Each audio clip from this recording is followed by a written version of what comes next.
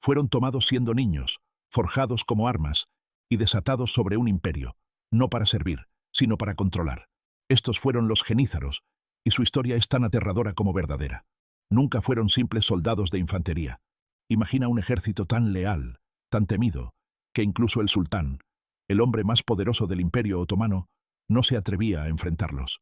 No nacieron en la privilegiada clase. Fueron arrancados de sus familias, despojados de su pasado y reconstruidos como soldados de élite mediante un sistema tan frío como calculado. Los genízaros eran el filo afilado del poder otomano, una hoja viviente manejada por el imperio con precisión escalofriante. Forjados no solo en hierro sino en silencio y obediencia, se movían por el mundo otomano como una marea envuelta en sombras. Durante siglos, cumplieron sus deberes sin cuestionar, desafiando enemigos, reescribiendo destinos, y muchas veces volviéndose contra sus propios amos. Ciudades caían ante ellos. Los sultanes temblaban en su presencia. Su legado no solo está grabado en las páginas de la historia otomana, está marcado en la memoria colectiva de la civilización, un eco inquietante de poder construido sobre el miedo. En este video, revelamos las verdades más escalofriantes sobre los genízaros, la fuerza aterradora que surgió del silencio para dominar uno de los imperios más grandes de la historia, la maquinaria de la obediencia, el sistema Devshirme. La historia de los genízaros comienza no en el campo de batalla, sino en los rincones silenciosos de las aldeas balcánicas.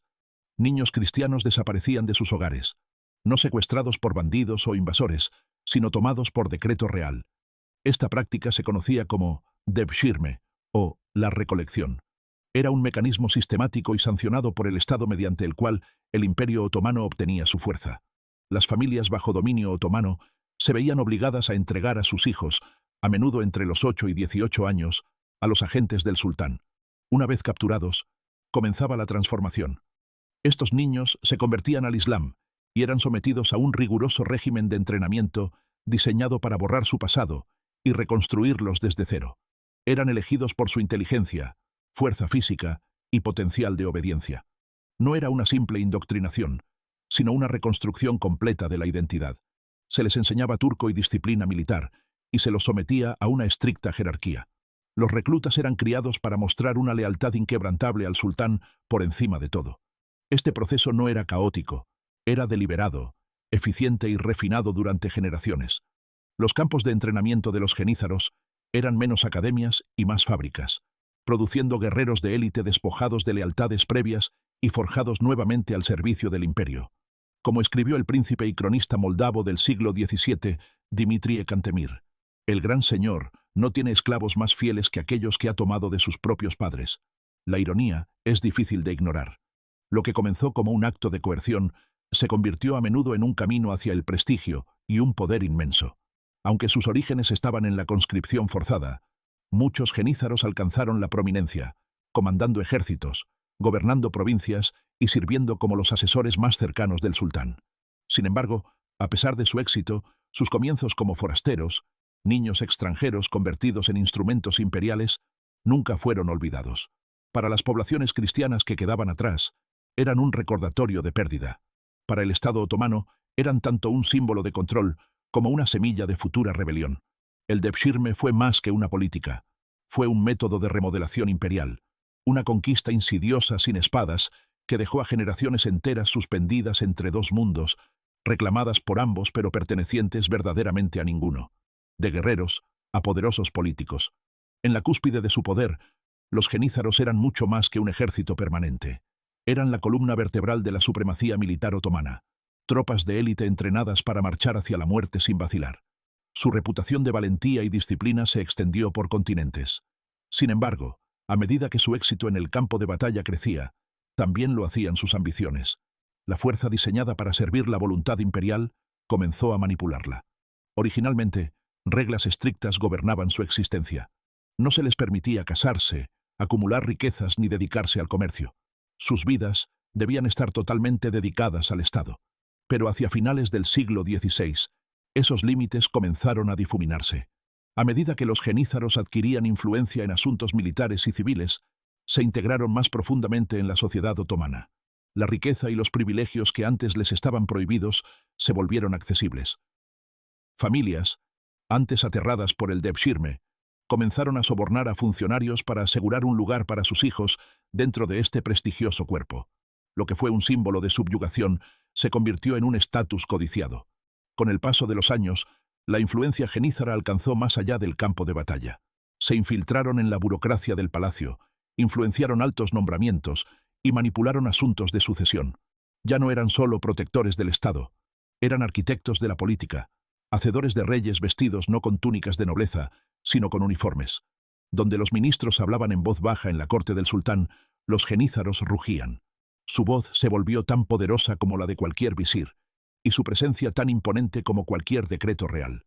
Lo que había comenzado como una hermandad forjada en disciplina se había transformado en una formidable entidad política, una con poder para rivalizar con el trono mismo, unidos en lealtad en teoría, pero cada vez más impulsados por la ambición. Con el tiempo, el mismo imperio que los creó se encontró atrapado por su poder.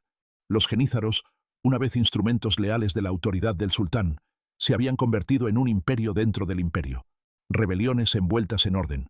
Cuando los genízaros se rebelaban, no lo hacían con actos aleatorios de furia, sino con un cálculo aterrador. Sus levantamientos no eran revueltas desesperadas y caóticas, eran golpes coordinados dirigidos directamente al núcleo del poder.